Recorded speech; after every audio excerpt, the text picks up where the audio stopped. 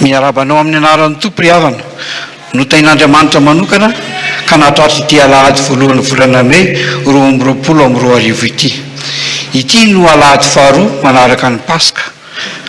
Alahady izay natokana fiangonana ho fanokafana ny fankalazana an'Andriamanitra noho ny 25 taona nampitandrina ny Andriamatoa Randrianarysy Alain. Alahady natokana ihany koa ho fanateram-bokatry ny sampana sekoly ny tenin'Andriamanitra. Ary banjinantsika ny loha hevitra vaovao amin'ity volana May ity manao hoe manavao ny fanahy masina. Liturjia amin'ny endriny voalohany no tanterahantsika ary homanitsika ny fanekam-pinoana apostolika. Ny olona sy diakona ao amin'ny sokajy mahatoky no manatanteraka ny asa vanim-poana. Andriamatoa Ravelison Andrianina no mitendry ny zava-maneno ary ny mpitandrina Andriamatoa Randriambinitsoa Onjanatinaina no hitondra ny afatry ny tompo amintsika. Ry havana, ampitombona aminao mandrakariva ny fahasoavana sy ny fiadanana avy amin'Andriamanitra raintsika sy Jesosy Kristy ilay mpanavitra antsika. Mitsangana, andeha isika idera sy hisaotra an'Andriamanitra amin'ny famakinan'ny Salamo 420 ka hatramin'ny 430 ary tsy mipetraka isika raha tsy vita ny vavaka. Amin'ny anaran'ny Tompo.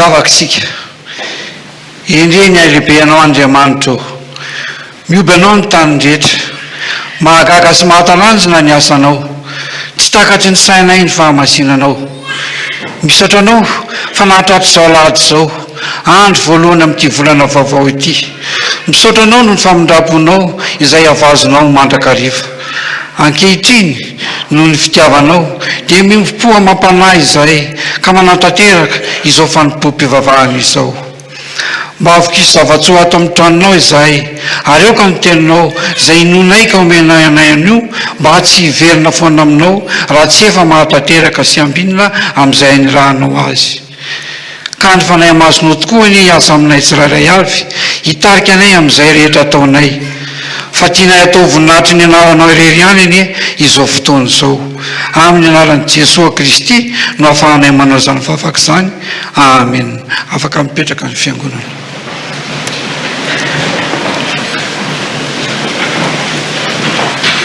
Ry havana, eno hoe mpanajana ny teny manambara ny sitrapond'Andriamanitra amintsika.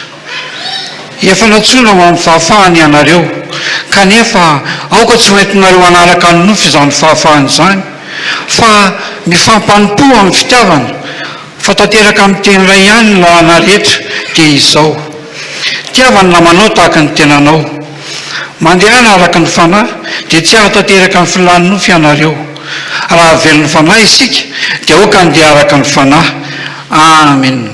Sambatra ny mahitsy lalana izay mandeha araka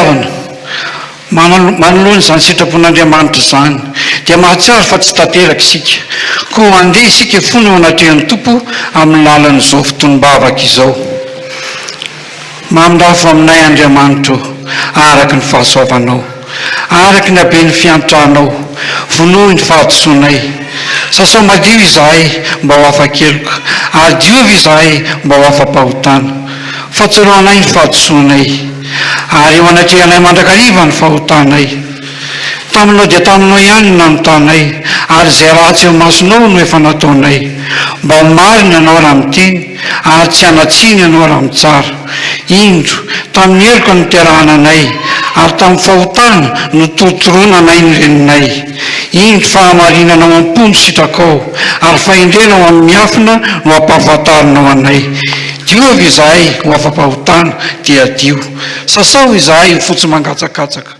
ampandrenesy fifaliana sy faharaviravony izahay hifaliany taolana izay voavakivakinao afen'ny tavanao ny fahotanay ary vonohy ny elokay rehetra tolory fomba dio izahay Andriamanitra ary avozy orina marina ny fanahinay ato anatinay aza manary anay aly eo anatrehanao ary aza manaisitra ny fanahinao masina aminay ampity aminay ny fifaliana amin'ny famonjenao ary toany fanahy mazoto izahay amin'ny anaran'i Jesosy mpamonjy anay amen.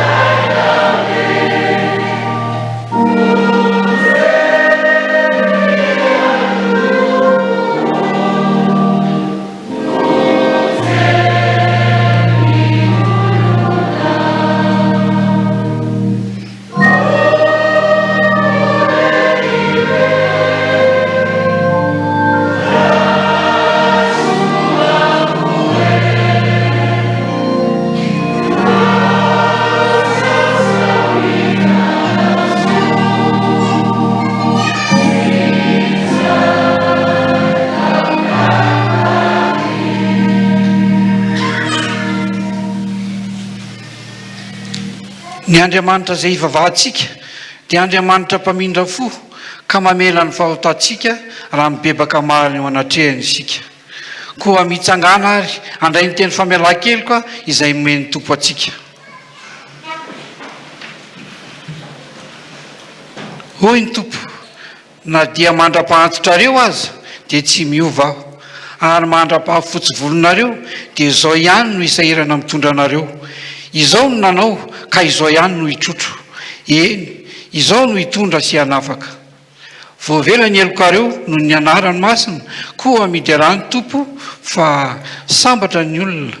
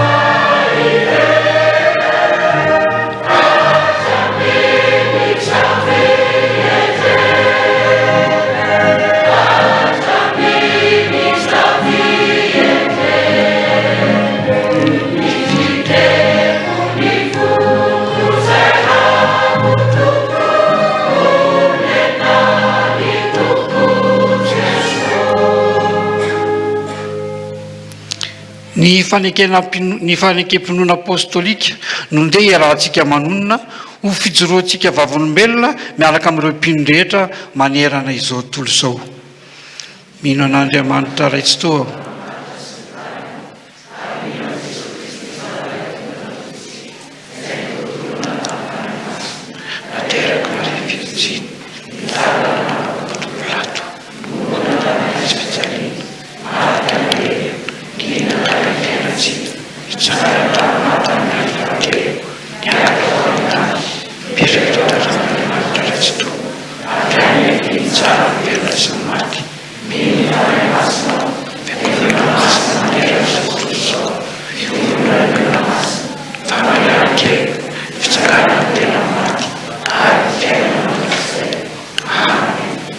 Afaka mipetraka ny fiangonana.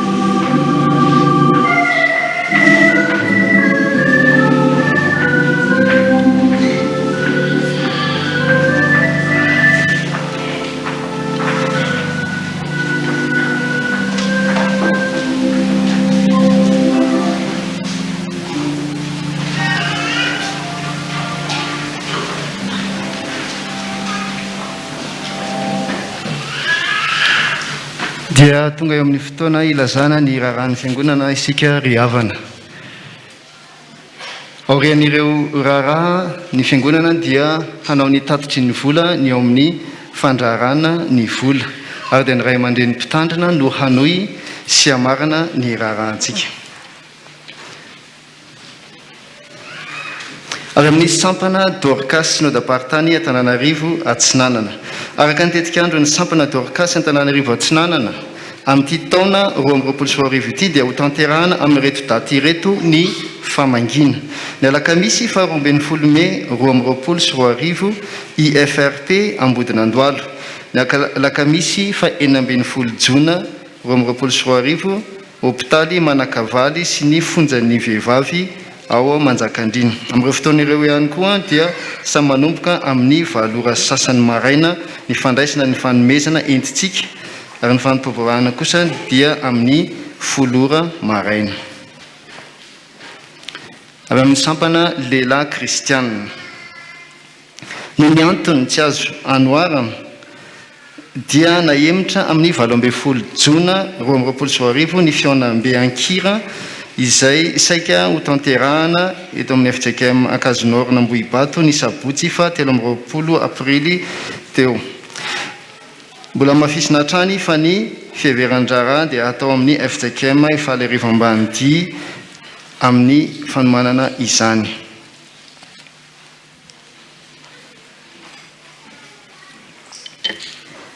Sampana asa fitoriana ny filazantsara.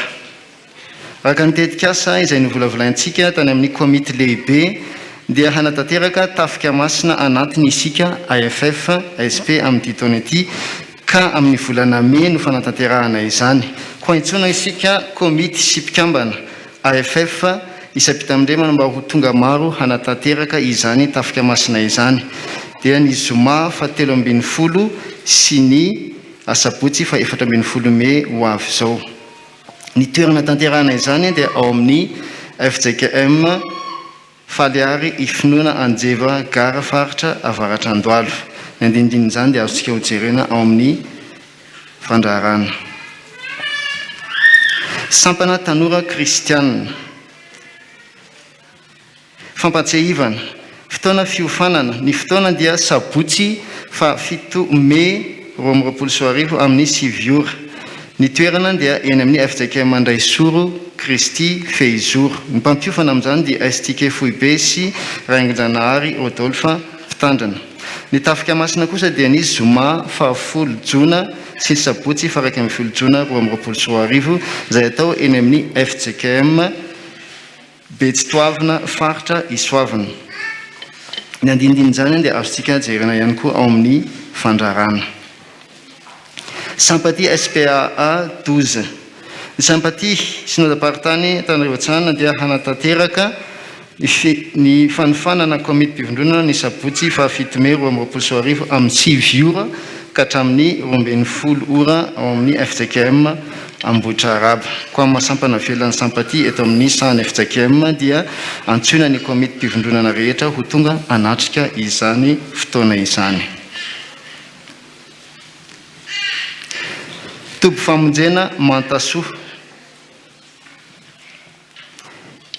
Araka ny fanapahan-kevitra sy ny tetiandro eto amin'ny toby famonjena Mantasoa dia hanatanteraka fitadiavam-bola isika hanatanterahana ny ezaka fanorenana. Izay ho tanterahana ny sabotsy 7 May 2024 ho avy izao atao ao amin'ny sekoly FJKM Tanambao Fahazavana Ambohy Mangakely. Manomboka amin'ny 12 ora atoandro ka hatramin'ny 3 ora tolakandro. Indro alefanay aty aminareo ny bie fandraisana anjara miisa 10. Ny andinindinin' izany dia anaitsika ihany koa ao amin'ny fandraharana. Jobily 20 taona na mpitandrina Ramatoa Razafiarisoa Juliette mivady. Fifaliana amin'ny filoha sy ny komity fankalazan'Andriamanitra ny amin'ny jobily volafotsy ny mpitandrina Razafiarisoa Juliette mivady sy ny ankohonany 15 taona na mpitandrina sy 10 taona na talehan'ny TPM Ivato ny manao izao taratazo mba ho fandraisana anjara amin'ny izao taonjobily izao dia indro izay mandefa valopy ety aminareo izay irina indrindra ny mba hamerenana izany hatramin'ny faran'ny volana jona 2024 andinidinina dia raisika ao amin'ny fandraharana.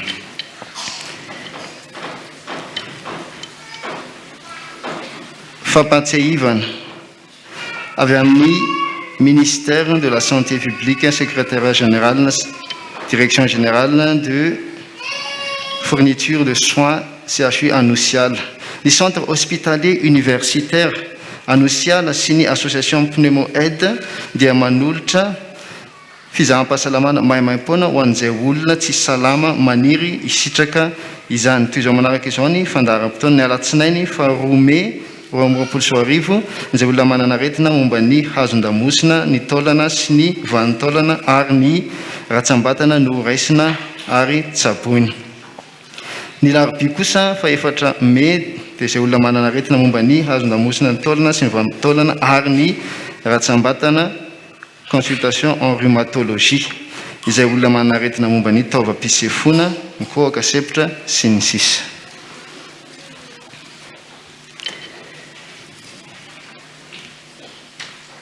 Taratasy voaray eto amin'ny fiangonantsika. Voameran'ny fanisana, mampatsiahy ny voameran'ny fanisana fa mitoy isaky ny alahady voalohany sy fahatelo ny fikarakarana ny fanavaozana ny karatry ny mpandray. Manasantsika mpandray araka izany hitondra sary tapaka 2 sy ilay karatra mavokely hanatanterahana izany. Ho antsika izay mila fanazavana fanampiny dia saina hatrany anatona ny voamera ao amin'ny tokotany atsinanana isaky ny alahady fandraisana. Taniketsa antsoina ny mpikambana rehetra mba hijanona aorian'ny fandraisana ny fanasan'ny tompo eto amin'ny fiangonana ny fotoanantsika. Dorcas, ny fivoriana fanao dia amin'ny 7 Mey 2024 ao amin'ny akany Albert Daniel amin'ny 2 ora tolakandro. Ny mpitarika amin'izany dia Ramatoranosy Arso, mahaiza mandray, mahaiza mizara, tarehan'ny birao. Iara misaotra n'Andriamanitra sy iara mifaly amin'ireo izay teraka volana aprily koa isika amin'ny fotoana io. Komity Akany Albert Daniel, antsoina isika hivory ao amin'ny Akany Albert Daniel aorian'ny asa fampahirezana amin'ny 9 Mey 2024. Sokajy maharitra hisy ny fanomanam-panahy sy ny fanomanana ny asa ny sabotsy fa 14 Mey amin'ny 10 ora maraina ao amin'ny Akany Albert ko antsoina isika rehetra mpikambana ao amin'ny sokajy maharitra hanatrika izany. Safifa, izy ny fivoriana aorian'ny fanompoam-pivavahana ko antsoina ny mpiandry mpiomana ny sakaiza amin'ny zao maraina zao eo ambanin'ny tohatra ny fotoanantsika. Sampana lehilahy kristianina, izy ny famerenan-kira aorian'ny fotoam-pivavahana maraina ao amin'ny Akany Albert Daniel. Miasa fia, iangaviana ny mpikambana ao amin'ny miasa fia mba hiakatra ao amin'ny Akany aorian'ny fandraisana ny fanasan'ny tompo fa misy raharaha hodiniana maika. Taratasy fisaorana, ny afa dia misaotra an'Andriamanitra, ny afa dia misaotra an'Andriamanitra fa totosa soamantsara ny fetin'ny fahazavana izay natao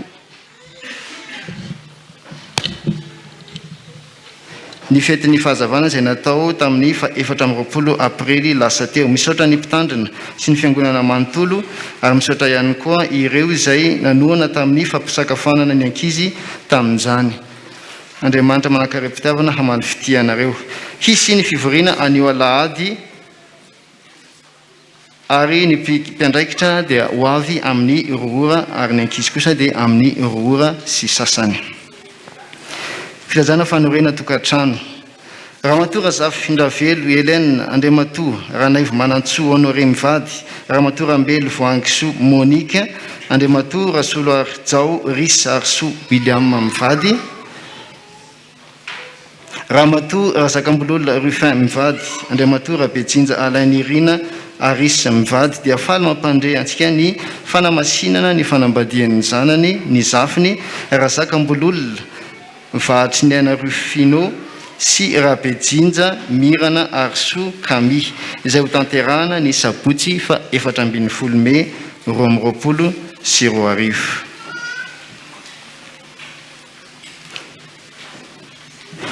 Ramatoa Razafindravelo Hélène Andriamatoa Andriatsihoarana Séraphin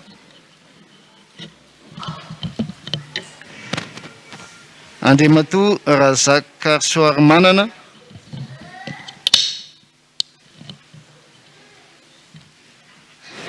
Ramatoa Ramanandraisoa Andriamatoa Rasolofo Arivolo Andriamparany Ramatoa Raminoarso Hélène dia faly mampandre antsika anatrika ny fisoratana sy ny fitsofandrano ny fanamasinana ny fanambadian'ny zafiny zanany Andriatsihoarana Tody Arimbololotsoa Ramino Asina Volonotsoa Sandaina izay atao ny sabotsy fa 1 Mey eto amin'ny FJKM Ambavahady Mitafo amin'ny 10 sy fefany maraina.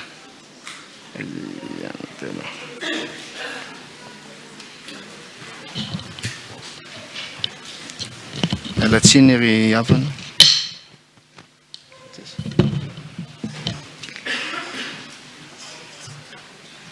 Alatsiny rina.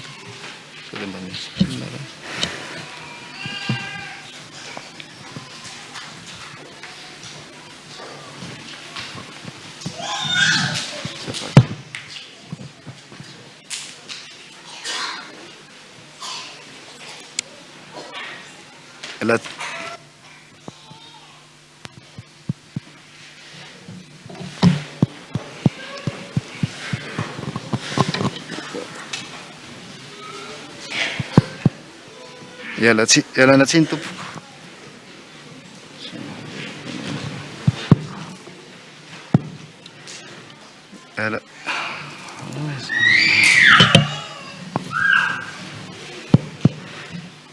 Filazana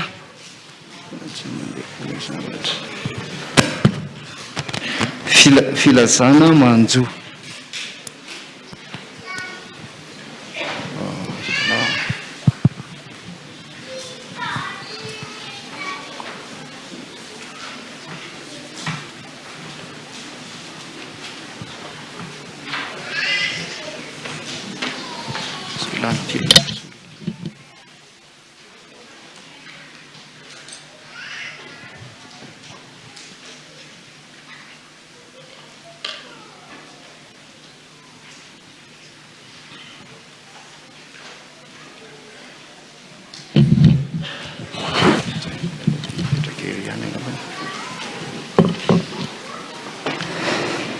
Filazana Manjo.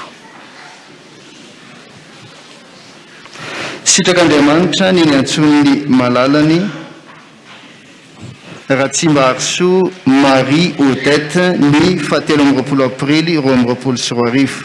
Ny mampandreantsika dia ny vadiny Rakoto Arivelo Serge, ny rafozany Rakoto Arivelo Michel, ny fianakaviana manontolo.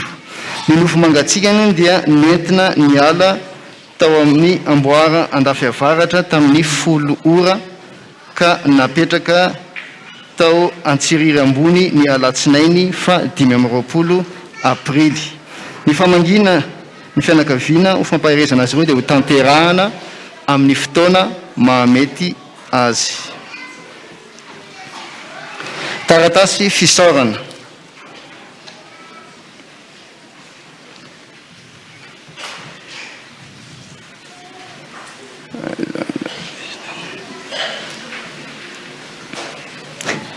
Ny vadiny Ratsimandresy Silvia Lala, ny zanany Ranovina Mamy Mianada Avy, ny rafozany Ratsimandresy Lala Armanga, ny raintapo aminy vadiny Dokotera Ratsimandresy Mianada Avy ary ny fianakaviana manontolo dia manolotra ny fisaorana sy ny fankatelemana ny ray aman-dren'ny mpitandrina Randrianarso Alain sy ny fiangonana manontolo tonga nidodododo sy nampahery ary nitrotro ambavaka tamin'ny fodiamandry n'Andriamatoa Razafindrazaka Ranovina Mamy.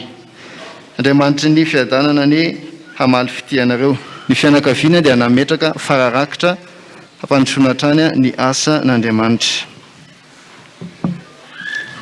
Misy taratasy fisaorana iray ry havana. Totosa soamatsara omaly ny fionambe TMT sy misy sakay zany koa isaorana Andriamanitra ahafahana natateraka izany. Isaorana ihany koa ny ray aman-dren'ny mpitandrina nandefa ny mpitandrina mpizadraraha hitarika ny fotoana. Ny fionambe feno fifaliana sy ravoravo no tanteraka ary tafaraka indray ireo mpikatroka fahiny ho an'Andriamanitra irery ny voninahitra. Dia toy izay ireo raharaha ny fiangonantsika ry havana ho an'Andriamanitra irery ny voninahitra.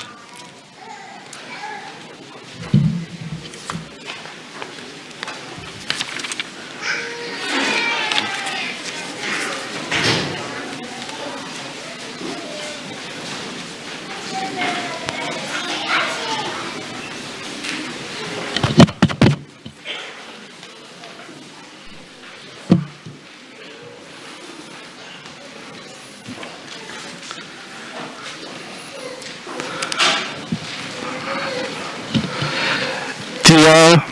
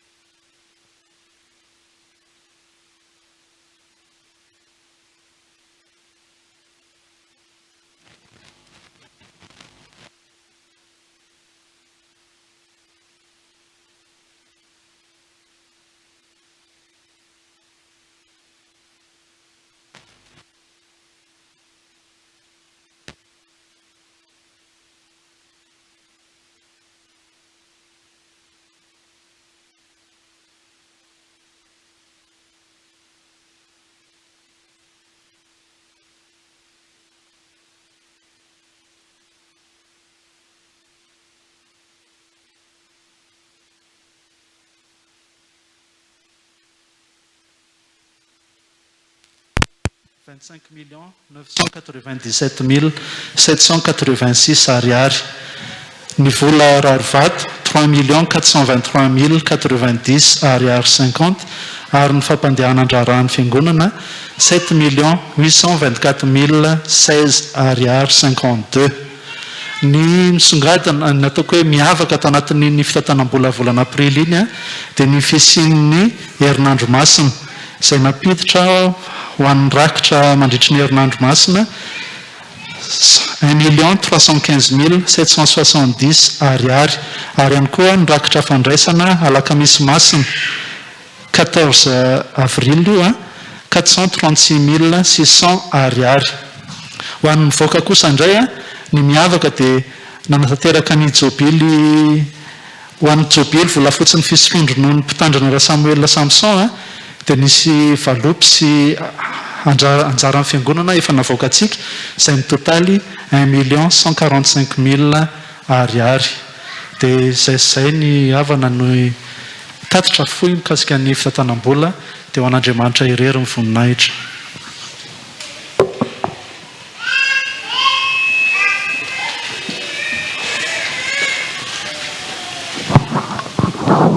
Ary ilay mipetraka eo ambony seza fiandrianana hoe indro avaosiko ny zavatra rehetra izany fanambarana zay nataon'ny mpanjaka sy ny tompony tompo dia Jesao tompo tamin'ny alalan'ny afatra nampitorany an'izao apôstôly zany ry havako ny fampiara-batsika manokana no tahin'ny tompo mahatratra ty alahady voalohan'ny volana May fotoam-bokatra ho an'ny sekolin'ny tenin'Andriamanitra ary fanokafana ihany koa ny Jobily volafotsy mampitandrina ny mpitandrina eto amin'ny FJKM ambavahadin'ny tafo izany dia mifampiarapitsika ry havana satria matona ampiaon'ny tompo isika indrindra fa amin'izao anio izao dia tayanao zava-dehibe amintsika ny tompo mba fahasoavana sy fahazavana ho antsika sy ny ankonantsika ary any amin'ny sehatra rehetra izay andrahan'ny tompo antsika dia mifampiarapitsika ry havako ny amin'izany fotoan-dehibe izany asingantsika manokana ny fianakaviam-ben'ny sekolin'ny tenin'Andriamanitra mba mitsangana ho itsika ny mpampianatra sekoly alahady ny biraon'ny sekoly alahady ny mpianatra sekoly alahady mba mitsangana daholo tsika rehetra ry havako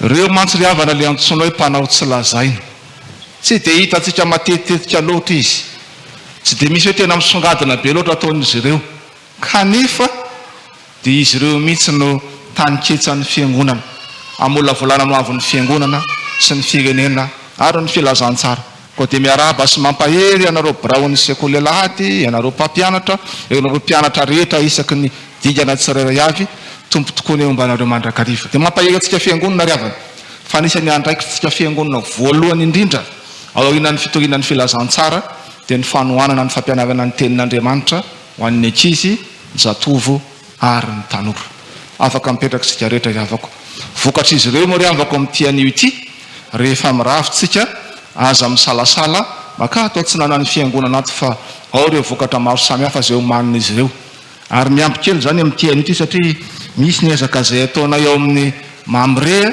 izay iarahana amin'izy ireo ihany koa amin'ireo voankazo maro samihafa dia manentana antsika rehetra mba handray anjara amin'izany ihany koa jery koa moa eto ohatra mitovy amiko ihany fa jereko ohatra misy manao fanamena miavaka ihany koa moavy moa izay ampitsanganana an'izareo komitin'ny Jobily 520 taona rehefa eo kanefa zao any mba mahazo micro moa zany dia ararotiko mba azahoako miteny mba mitsangana ihany nareo aloha fa za efa mitsangana raha teo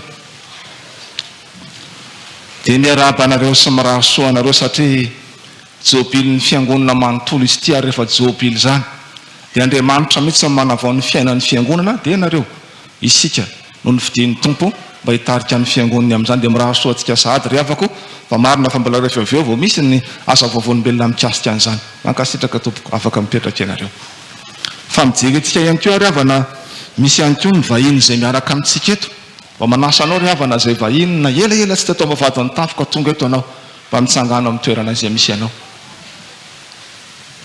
reny tompoko reny misy avantsika maromaro zany tompoko misy moa efa hita ihany fa mitsangana fa tsy maninona moa zany dia tena fifaliana ho an'ny mpitandrina mivady ny biraon'ny fiangonana sy ny fiangonana manontolo ny mifanatry tava sy miara mivavaka aminareo raha lasa nabavisany misy ny ankizy madinika hatramin'ny ray aman-dreny tena fifaliana ho anay tokoa zany dia miraha soa anareo mandrakariva any amin'ny zara fanompona ny fiangonana sy ny andraikitra ny avianareo tsirairay avy ny tompo ny ampahery sy amary fitianareo dia hitehiko zay mariko ny fiarabana sy fiarana ny faly aminareo afaka mipetraka ianareo tompoko mpanompon'Andriamanitra maromaro ry havana nahatsaro fahasoavana ka manatateraka rakim-pisaorana amin'ity anio ity fa izay saotran'i Jehova hatramin'izao ka mandrakizay manolotra rakim-pisaorana vola 400 ariary noho ny fahavitany mariazy ny zanako rakim-pisaorana anio voalohan'ny volana May 2022 4 ariary ataona mpanompon'Andriamanitra nahazo fahasoavana tsy mitonona anarana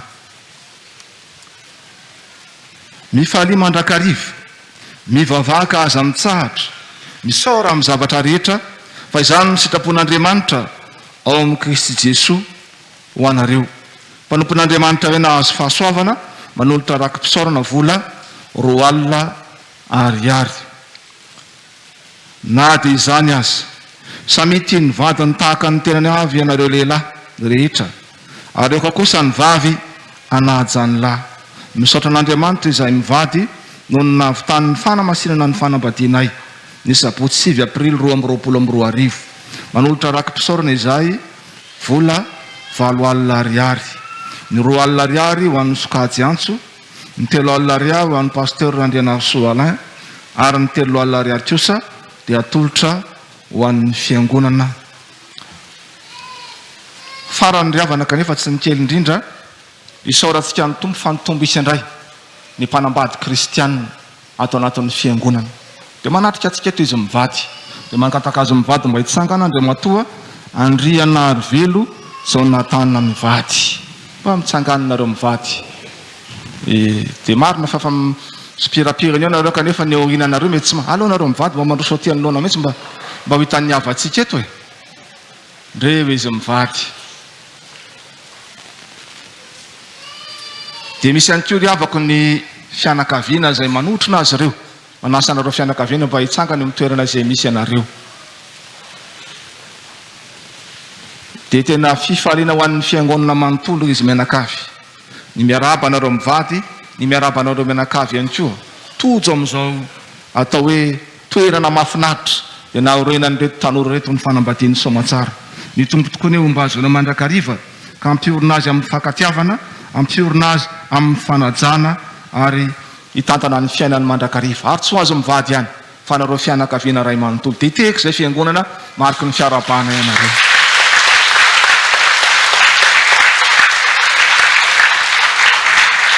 Andeha hivavaka isika. Tompo tianao eo misaotra anao indrindra izahay, fa notahinao ny fiangonanao ka maro ireo izay nandray fahasoavana ka maneho ny fisaorana anao, indrindra amin'ny alalan'izao rakim-pisaorana izao. Ianao no hitantana sy vimbana azy ny mandrakariva ka hampatsiaro azy, fa tsy amin'izao fotoana izao ihany no ombanao azy, fa raha miorina amin'ny fahatokinanao izy dia itony mandrakariva ny fitahinao azy ireo. Vavaka manokana tompo ho an'ireto tanoranao izay nanana fikasana tsara ka tanteraka soamatsara zany no amin'ny fitiavanao. Tafaorina soamatsara ny tokantranon'ny Jonathan mivady ankehitriny. Ianao no hanambina azy mivady amin'ny fitahina sy ny fahasoavanao. Ianao no nanazavany lalak'izorany hatramin'izao ka ho mandrakizay. Fa ny fitahina sy ny fifaliana izay nomenao azy mivady koa ni mba omeo ireo fianakaviana, omeo rairay aman-dreniny ka tsy rovan'izy ireo fa tsy izy mivady ihany no tahinao fa ny fianakaviana ihany koa satria efa nakambanao io ray. Dia amin'ny anaranao i Jesosy fitiavana no anoana izany vavaka izany. Misaotra indrindra tompo. Amen. Afaka mamonjy ny toeranareo nareo mivady. Farany riavana kanefa tsy nikely indrindra, misy zavatra roa reto izay tiako mba hifampizarana amintsika. Ny voalohany, izahay lehilahy kristianina dia notahin'ny tompo manokana ka femy 10 taona eto amin'ny fijekem-ambavadin'ny tafo. Ohatra ny tsy dia rerenareo ohatra izay lehilahy kristianina atao ao, fa dia amin'ny heriny anio izahay lehilahy kristianina miaraka amin'ny tompo Jesosy izahay zokin'ny lehilahy kristianina manasa anareo. Miombona amin'ny tompo ankalaza zany fa 10 taona ny sampana lehilahy kristianina eto anivon'ny fiangonantsika izany amin'ny heriny anio. Dia hiavaka kely satria anambahiny sika dia nitarika aloharana akoto mamonjy zany izay hiaraka amin'ny lehilahy kristianina torin'ny filazantsara ankira ho an'ny fiangonana manontolo. Dia omany riavana ny fandaram-potoana samy tonga sika amin'ny heriny anio. Fa amin'ny heriny anio folakandro ihany koa manomboka amin'ny aurora sasany dia iantsona antsika rehetra riavako. Ao ianareo tsara fanamina komitin'ny jobily zany. Eo ihany koa ianareo loholona sy diakona sy sika raha ho an'ny sampanasa ny sampanasa ary asa rehetra ato anatin'ny fiangonana riavako. Fa isy fanifanina azy ataon'ny synodam-paritany Antananarivo Atsinanana ho antsika amin'ny heriny anio manomboka amin'ny rora sasany eto anatin'ny fiangonana izany. Dia alamino ny fandaram-potoana riavana fa ny filopanampy ao anatin'ny synodam-paritany Antananarivo Atsinanana no avy eto amintsika amin'ny fotoana io hanofana atsika. Dia ny tompo tokoa ny eo mba antsika rehetra azahoantsika mandamina ny fotoana atsika sy azahoantsika manatanteraka izay rehetra nambara tamintsika tamin'ny dinidinika rehetra tamin'ity anio ity. Dia ho azy any ny voninahitra fa ny fitahiny sy ny fahasoavany kosa ho amin'ny fiangonana so amintsika rehetra.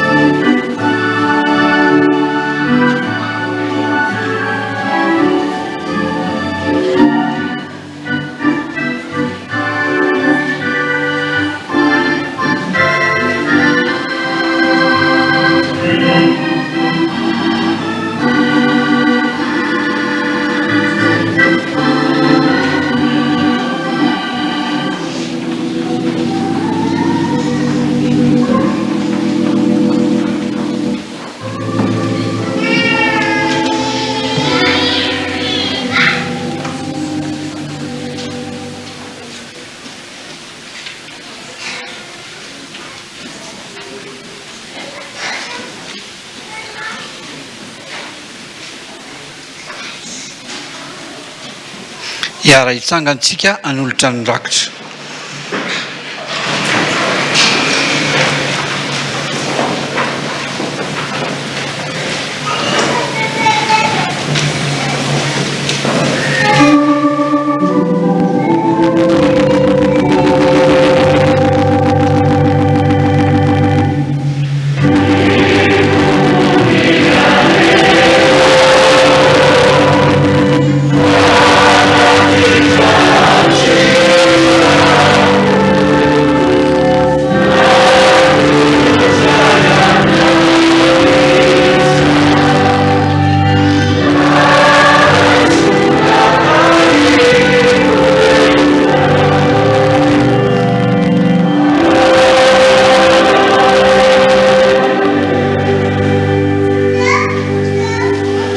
mipetraka ny fiangonana.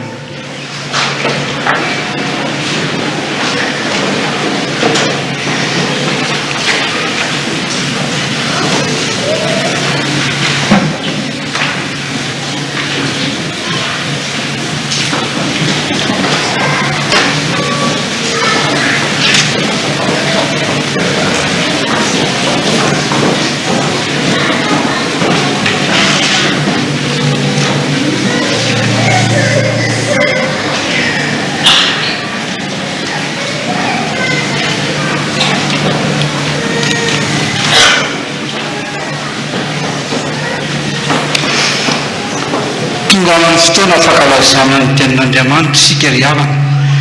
Mialohan'ny voankazo mamy dia hanatanteraka ny anjara fanompony ny sekoly tany ketsa.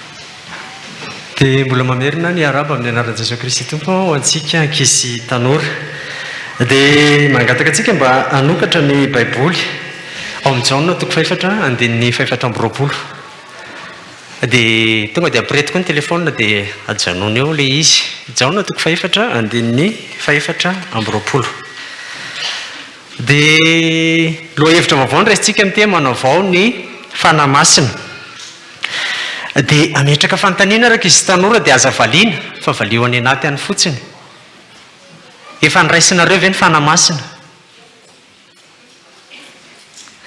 fanontaniana faharoa tia indray valiana nareo ve menatra sady tsy menatra raha misy miteny hoe nareo ve tena mpivavaka dia zao mivalina izay za mihitsy ahoana valiny ahoana tsara raha vao misy mitena ny ampianarina hoe nareo ve mpivavaka dia izay tena mpivavaka izay za mihitsy dia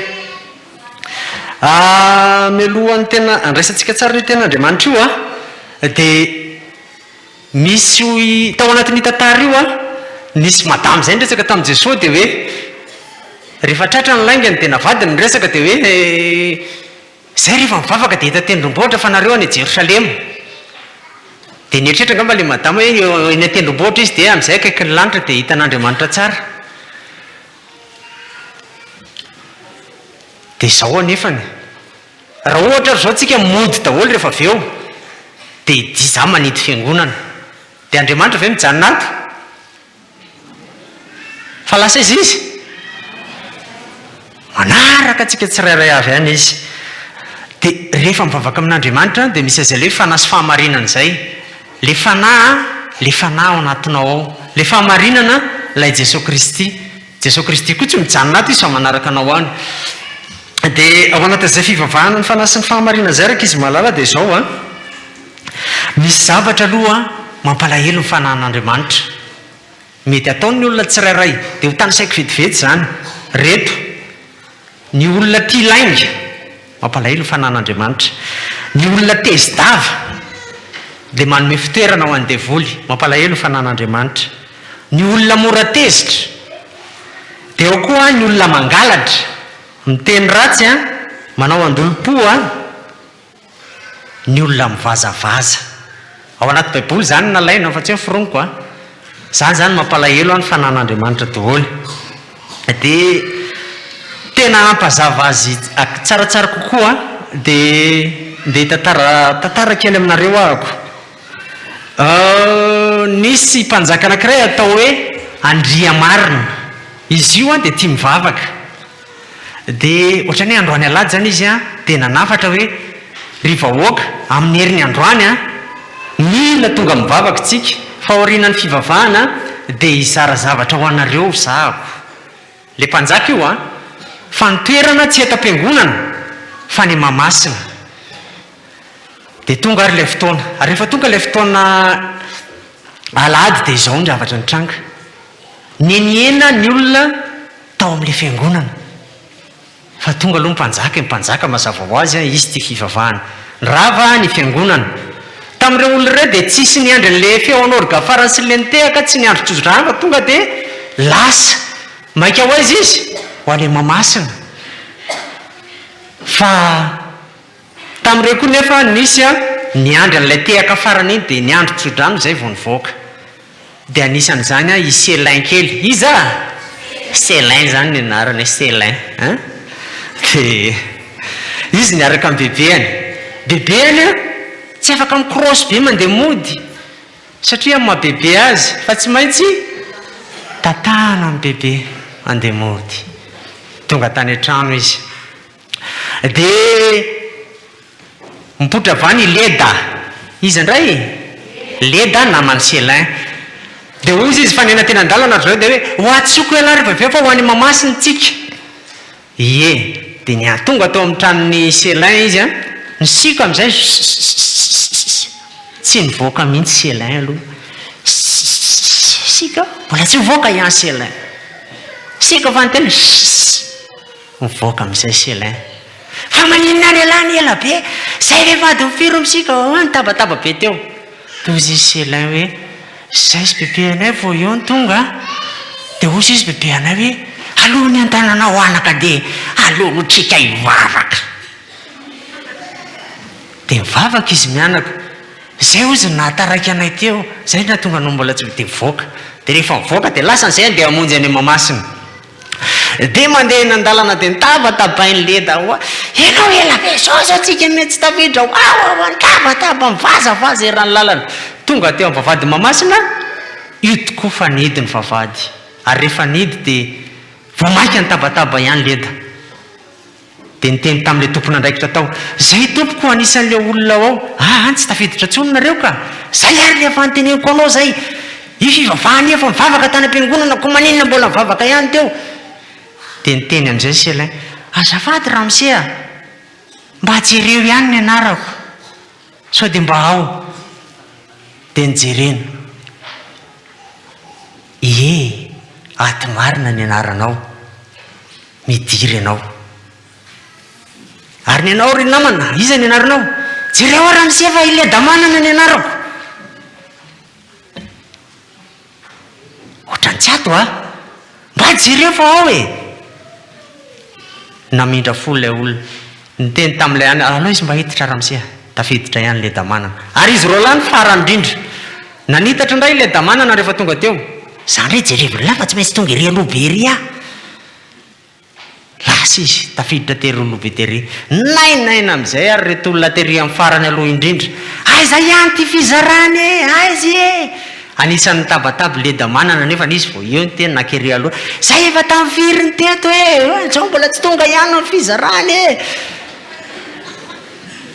dia niteny le tompona ndraiky andraso aloha fa izy tapaky ny mpanjaka nge mbola any am-piangonana fa ho avy eo izy tonga ary mpanjaka vo tonga ery amin'ny vavady fa inon'izao tabataba be zao ela loatra le vao nahita mpanjaka dia nangina fa inon'izao tabataba be zao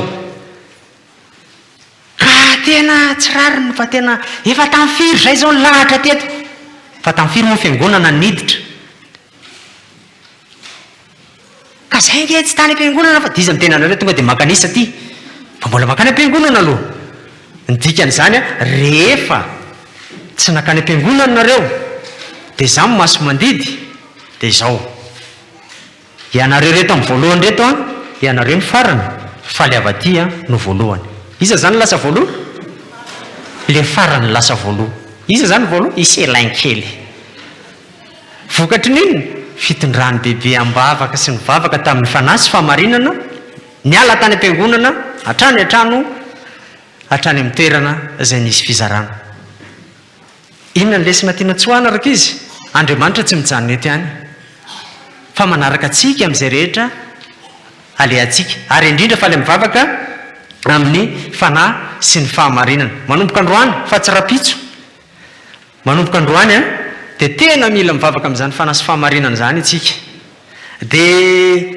zany hamaky ny Jaona 4:7-20 dia nareo mamaky ny 2:7 hitsangana ny tanora sy ny ankizy rehetra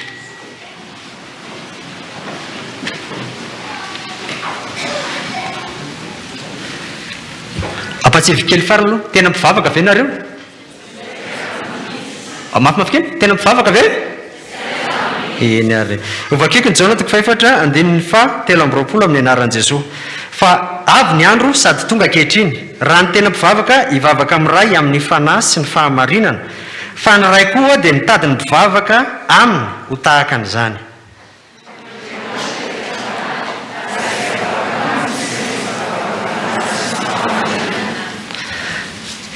Jaona 4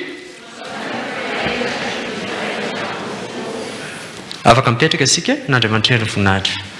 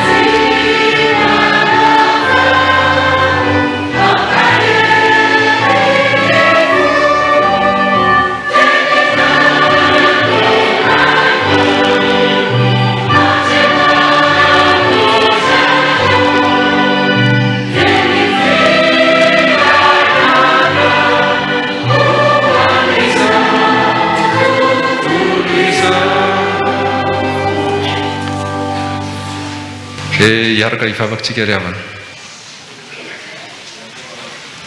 tsarana sy fiderana naranao izay tompo noho ny fitantananao lehibe na tonga anay amin'izao fotoana izao indray ka hiaino ny teninao ary tsy hay nyfananao masina tompo ao aminay tsirairay avy mba tsy handalo fotsiny izany teninao izany fa mba hiainanay tokoa amin'ny fiainanay dia ho anao irery ihany voninahitra tompo. Amen.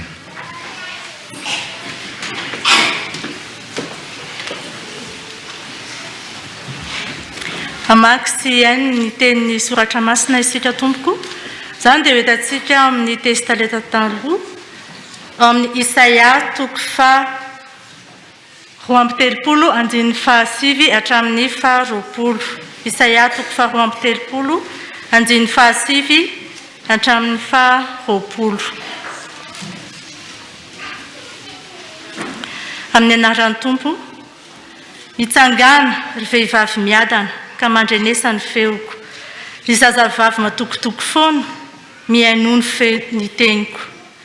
Raha afaka herintaona mahery dia ho raiky tahotra ianareo ry vehivavy matokotoko foana, fa hanjaitra ny taom-piotazam-boaloboka ary tsy hisy ny fanangonam-boankazo. Mangovita ry vehivavy miadana, mangororo ry vehivavy matokotoko foana, endao ny akanjonareo ka mitanja ary misikina lamba fisaonana. Mitehatratra izy fa malahelo ny sana afinaritra sy ny voaloboka vokatra. Horakitry ny tsilo sy ny hery ny tanin'ny oloko. Eny, na dia ny ao amin'ny trano mahafaly rehetra eo an-tanàna ravoravo aza. Fa ho foana ny lapan'ny mpanjaka, hitsahatra ny fiorokoroky ny tanàna. Ho fela sy ny tilikambo fitazanana, ho tonga naman'ny zohy ho mandrakizay, dia fikarenjen'ny brigidi sy fiandrasana ny andian'ny ondra manosy. Mandra-pandatsaky ny fanay avy any amin'ny avo amintsika, ka ny hevitra ho tonga sa mahavokatra, ary ny sa mahavokatra ho heverina ho ala. Ary hitoetra ny anevitra ny rariny, ary ny fahamarinana onona ao amin'ny sa mahavokatra. Ny asan'ny fahamarinana ho fiadanana, ary ny vokatry ny fahamarinana dia ho fiadanana sy fahatokiana mandrakizay. Ary ny oloko hitoetra eo amin'ny fonenana mandro fahizay, sy eo amin'ny fitoerana mahatoky, ary eo amin'ny fialan-tsasatra feno fiadanam-po. Nefa hilatsaka ny avandra rehefa aripaka ny ala, ary halamaka dia halamaka ny tanàna. Sambatra izay mamafy eny amoron-drano rehetra, sady mampirehare ny omby sy ny boriky.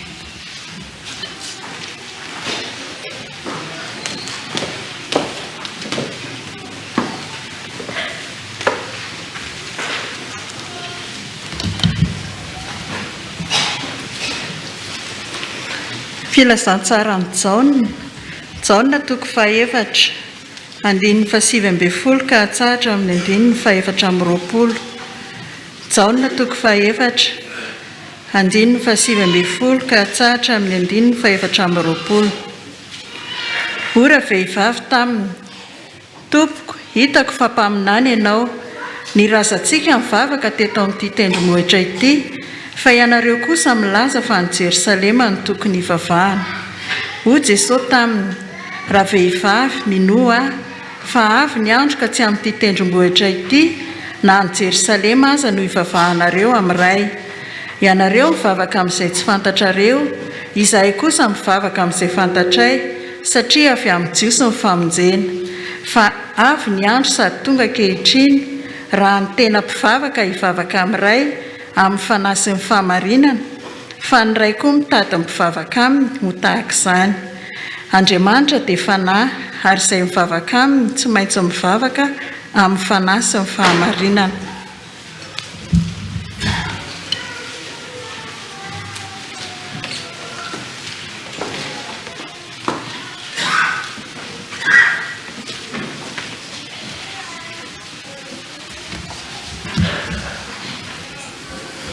Titosy toko fahatelo, andininy fahatelo ka hatramin'ny fahafito.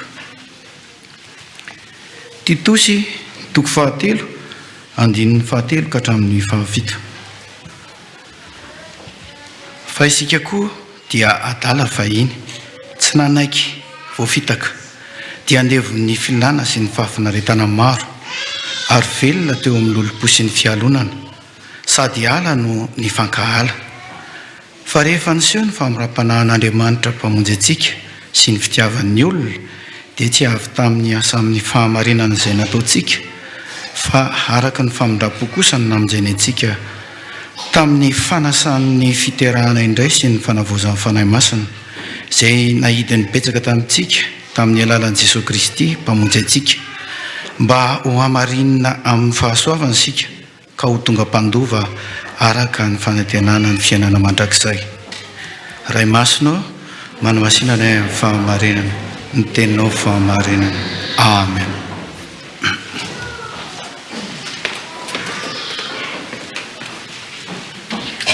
Eo am-pitsanganana no anaovantsika ny raha raika amby 300 ho fanana ny tenin'Andriamanitra avy amin'ny mpitandrina.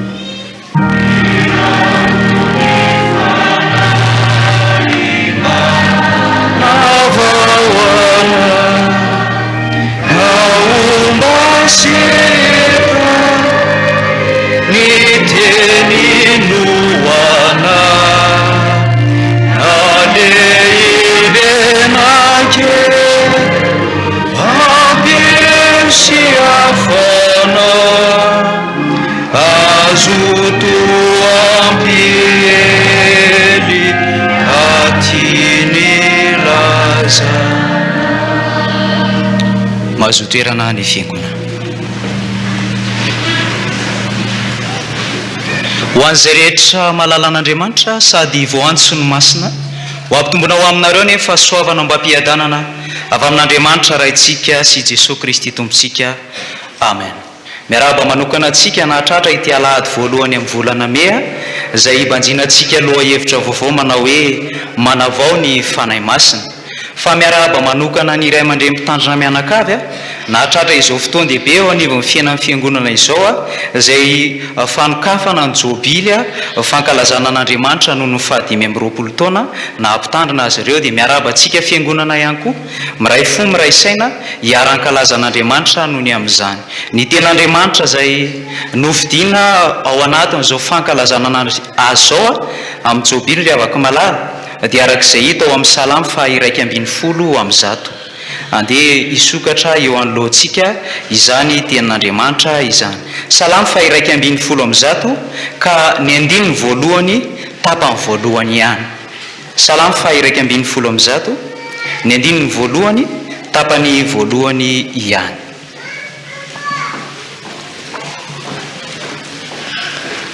Rehefa hita dia andeha isika mianakavy no hiara hamaky izany amin'ny anaran'i Jesosy manao hoe Alleluia, hideran'i Jehovah amin'ny foko rehetra ao. Amen. Hideran'i Jehovah amin'ny foko rehetra ao. Ny boky Salamy ry avaka malala ao amin'ny Baiboly dia sokajiana ho isan'ny boky poetika sy asa soram-pahendrena. Ary ny hevin'ny teny hoe Salamo amin'ireo teny fototra nanoratana amin'ny Baiboly ohatra hoe amin'ny teny Hebreo izay nanoratana ny testamenta taloha dia midika hoe fihirana. Ary ny ao ambadika izany hoe fihirana izany dia fiderana an'Andriamanitra izay votoatin'ny Salamo iray manontolo. Raha amin'ny teny Grika ihany koa dia midika hoe mitendry zava-maneno. Ka ao ambadika izay ihany koa dia mbola fiderana sy fanomezam-boninahitra an'Andriamanitra. Dia tsy gaga izany tsika fa ny Salamo dia tena hira tokoa dia manao ezaka amin'ny fiangonana ankehitriny mba hamadika ny Salamo rehetrarehetra atao anatin'ity Baiboly ity ho hira azo hiraina. Koa amin'izao fotoam-pahakalazana ny jobily 520 taona na mpitandrina ny ray aman-drenitsika eto amin'ny fiangonana izao dia nofidiana izy ireo manokana mba hifampizarana sy iainana amin'ny fiangonana eto amin'ny efitsikem bavady mitafo ny salamy faharaiky ambin'ny folo amby zato izay everina fa isan'ny votoatin'ny salamy raty eo ny hoe aleloia hideran'i Jehova amin'ny foko rehetra aho. Ny resaka isika teo ry avako malala ny hoe ny boky salamo dia asa sora-pahendrena ary raha vao miresaka n'izany hoe fahendrena izany tsika dia tsy afa-misaraka amin'izany ny lalatsaina filozofika ka izay lalatsaina filozofika izay no andeha hitondrana ny afatra ao antsika hisarehana ny saintsika ao anatin'izao toriteny izao. Ka ao anatin'ny hoe filozofia ny zava-dehibe sy manan-danja indrindra dia ny fanontaniana sy ny valina ary eo amin'ny fiainana zany dia verina ho tandra vadikoditra eo amin'ny fiainan'ny zanak'olombelona ny hoe misy ny fanontaniana dia misy ny valina ary amin'ny filozofa azy dia ny fanontaniana no mavesa-danja kokoa satria anisan'ny zava-dehibe apetraka mba ahitana marina izay katsahana fatratra ny fanontaniana. Ohatra raha misy eo anankiray mitranga eo amin'ny fiarahamonina dia ho avy mpitandro filaminana anao ankety ny 770 ny zavatra ao ambaran'ny mpitandro filaminana dia inona avokoa? Fanontaniana avokoa hikatsahana sy mba ahitana ny marina. Koa raha tiany mpitandrina mianakavy iainantsika fiangonana zany izao tenin'Andriamanitra izao hoe mba hideran'ny fiangonana an'Andriamanitra amin'ny fony rehetra dia mila fa izy mianakavy aloha dia efa mahalala tsara ny antony hiderany an'Andriamanitra ary efa miaina sy mivelona ao anatin'izany. Fa mitodika amintsika fiangonana kosa ny tenin'Andriamanitra ankehitriny ka ametrahana amin'ny fanontaniana manao hoe tena fantatry ny fiangonana ve ny antony sy ny fomba hiderany an'Andriamanitra?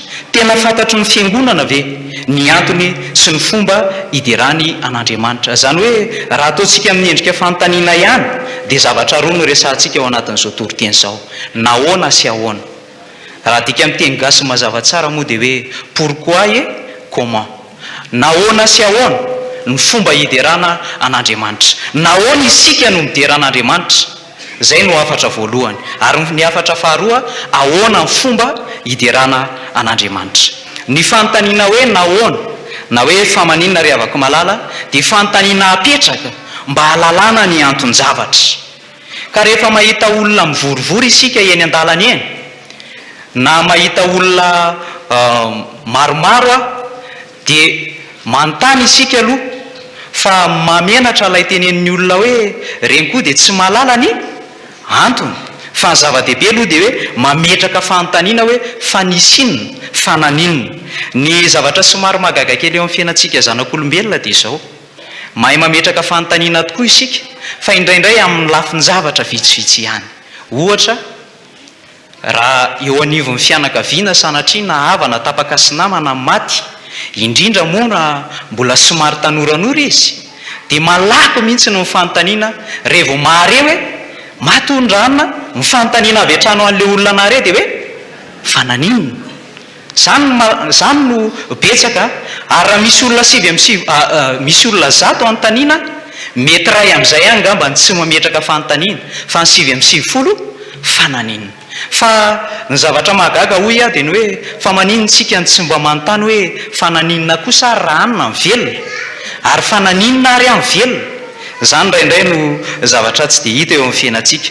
Koa raha mipetraka amin'ny fanontaniana eto ny hoe nahoana isika no midera an'Andriamanitra dia tianeo miariary zany ry avako malala amintsika tsiraray avy ny antony hiderantsika an'Andriamanitra. Tokony ho fantatsika ny antony hiderantsika an'Andriamanitra mba ho fantatsika tokoa izay ataontsika satria dia isan'andro indrindra isaky ny alahady isika dia manatanteraka izany fiderana an'Andriamanitra zany. Raha tia hita ny valy-mahafa-po ary isika dia efa ariary mpamakafaka baiboly eo amin'ny soramandry eo ambony eo. Raha manaraka tsara tsika eo alohantsika amin'ny baiboly dia misy soramandry eo. Midera an'Andriamanitra isika noho ny fahatsarany sy ny asa soa ataony amin'ny olona. Midera an'Andriamanitra isika noho ny fahatsarany sy ny soa izay ataony amin'ny olona. Ry havako malala rehetra ao amin'ny tompo, hitantsika miariary atao anatin'ity salamy faharaiky ambin'ny folo ity izany fahatsaran'Andriamanitra sy asa soa lehibe izay ataony amin'ny olona izany. Eo amin'ny andinin'ny faharoa sy ny fahatelo dia miariary eo ny hoe lehibe ary madera sady malaza ny asany, mendrika ho derainy izy noho izany. Ataony tsy lefy laza ao am-ponin'ny olona ny fitondrany mahagaga eo amin'ny andinin'ny faefatra, ary eo amin'ny andinin'ny fahadimy dia mahatsiaro mandrak'izay mifanekena izay ataony izy. Fa eo amin'ny andinin'ny fafito kosa fahamarinana sy fitsarana ny asan'ny tanany ary mahatoky avokoa ny didiny rehetra. Izany rehetrarehetra izany no maneho sy manambara fa tsara Andriamanitra. Fa inona kosa sary ireo fahasoavan'Andriamanitra izay tany sainy eto. Eo amin'ny andinin'ny fahadimy dia misy teny tahaka izao ny hoe miantra sy mamindra fo Andriamanitra. Raha izay nataontsika no avalin'Andriamanitra eo amin'ny fiainantsika dia tsy tahaka izao isika, fa ny fahasoavan'Andriamanitra tokoa no natao izao atsika. Ary isan'ny fototra la teolojia mihitsy ny hoe anisany anankiray antony hiderana an'Andriamanitra dia noho ny famindram-pony, satria mamindra fo sy miantra izy. Tsy afaka hideran'Andriamanitra zany ny olona raha tsy mahatsiaro nahazo famelan-keloka avy aminy. Ary izay mahatonga an'ilay teny rehefa miteny mitarika hoe voavela ny elokareo, aleloia miderany tompo, fa voasoratra hoe ny olona voavela eloka no afaka mideran'Andriamanitra. Lazainy eo amin'ny andinin'ny fahaenina ny fahasoavana izay nataon'Andriamanitra tamin'ny alalan'ny namezany antsika tany mba hiainantsika sy hivelomantsika. Ary hita eo amin'ny andinin'ny fahasivy ny fanavotany ny olona eo amin'ny tanany fahavalo sy eo amin'ny lavaky ny fahafatesana. Ny fahatanterahany fahatsaran'Andriamanitra sy ny fahasoavany ry havako malala dia azontsika raisina sy azontsika tsapahitanana ao amin'ny Jesosy Kristy izy ilay endriky ny fahatsaran'Andriamanitra, ary noho ny fahasoavany dia niantra antsika tsiraray avy izy, ka nanaiko ho faty eo amin'ny hazo fijaliana mba hananantsika fahavelomana, ary nitsangana tamin'ny maty mba hananantsika fandresena. Nomeny antsika izany fandresena izany, ary izany no tena fahasoavana, anampy fahasoavana eo amin'ny fiainantsika, satria amin'izay rehetra tanterahana, amin'izay rehetra hatrehantsika dia manana fandresena noho ny amin'ny Jesosy Kristy isika. Mendrika hody eraina ny tompo Andriamanitsika noho izany. Ry havako malala, ay ve izany ka ny antony hiderantsika an'Andriamanitra dia noho ny zavatra nataony teo amin'ny fiainantsika. Ka noho izany tsy hahay mideran'Andriamanitra mihitsy zany ny olona izay tsy mahatsapa sy tsy manandrana ny tsiron'ny fahatsarany sy ny fahasoavany eo amin'ny fiainana. Ary izany natonga amin'ny mpanao salama ny laza mihitsy ny manao hoe andramo ka izaho fa tsara Jehova. Tsy maintsy andramana aloha ilay tsirony, ary rehefa hitantsika dia afaka miderintsika. Ary izany ny tena marina eo amin'ny fiainana, tsy afaka hiteny mihitsy sika hienton'izao hoe tena tsara leko amin'ny fitira izay karakarain'ny sekoly alahady ho fiara-miasa amin'ny mamire ao. Raha tsy mividy aloha isika dia maninona avy eo? Manandrana. Dia andramoka izaho fa tsara Jehova, sambatra izay olona mialoko aminy. Ka tia metram-panontaniana indray aho ry havako, manao hoe efa nanandrana sy efa nahita ny fahatsaran'Andriamanitra ve isika? Ary mba tena tsapantsika ve ny fahasoavan-dehibe raha isika isan'andro san'andro tsy tapaka eo amin'ny fiainantsika?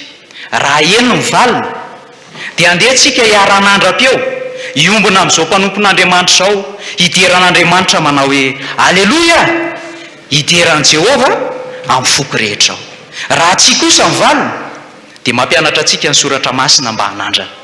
Ary raha tsy mety afa-po isika amin'ny fanandramana ny tsirony dia mbola mampianatra antsika ihany koa ny salama, manandrama mametraka fanontaniana.